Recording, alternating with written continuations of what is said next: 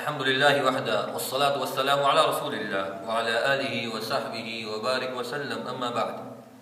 قال النبي صلى الله عليه وسلم: المسلم من سلم المسلمون من لسانه ويده، او كما قال عليه الصلاة والسلام. معزز سامعین کرام، مسلمان کون؟ رسول اللہ صلی اللہ علیہ وسلم مسلمان کی تعریف فرما رہے ہیں.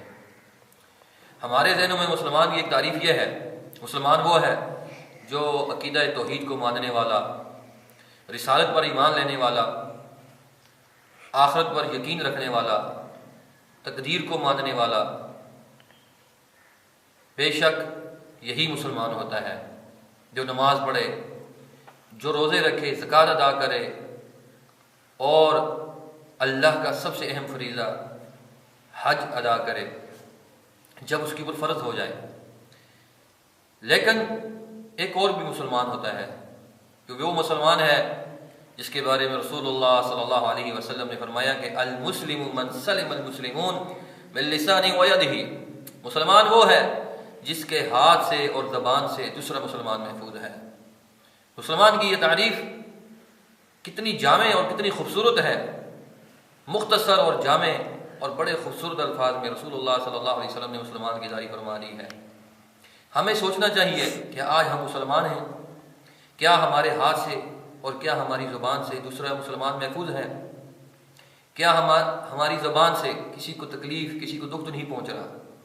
ہم دن بھر دوسرے مسلمان کی غیبت کرتے ہیں، ہم دن بھر دوسرے مسلمان کو برا بھلا کہتے ہیں. ہم جب غصے میں ہوتے ہیں تو گالیاں نکالتے ہیں، جب خوشگوار موڈ میں ہوتے ہیں تو ہم اس کا مذاق اڑاتے ہیں، ہم اس کا استہزاء اڑاتے ہیں.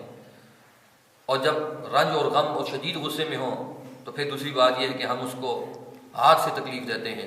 تو رسول اللہ صلی اللہ علیہ وسلم کی حدیث ہم اپنے سامنے رکھنی چاہیے کہ المسلم من سلم المسلمون من لسانہ ویدہ. تو کسی بھی صورت میں، چاہے ہنسی مذاق ہو، چاہے غصہ ہو، زبان سے کبھی کسی مسلمان کو تکلیف نہیں دینی چاہیے. اور بعین ہی اسی طریقے سے ہاتھ سے کیا مراد ہو سکتا ہے؟ ہاتھ سے مراد یہ ہو سکتا ہے جسمانی طور پر کسی کو ٹارچر کرنا، جسمانی طور پر کسی کو مارنا، زد و کوب کرنا، یا اس کے ہاتھ میں قلم کی طاقت آ گئی ہے.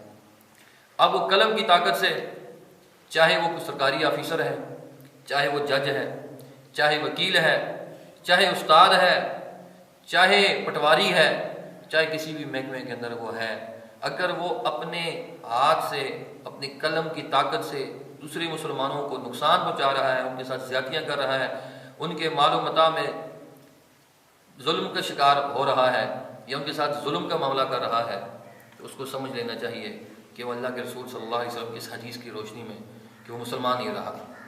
المسلم من سلم المسلمون من لسانہ ویدہ. مسلمان تو وہ ہے جس کے ہاتھ سے اور جس کی زبان سے دوسرا مسلمان محفوظ ہے.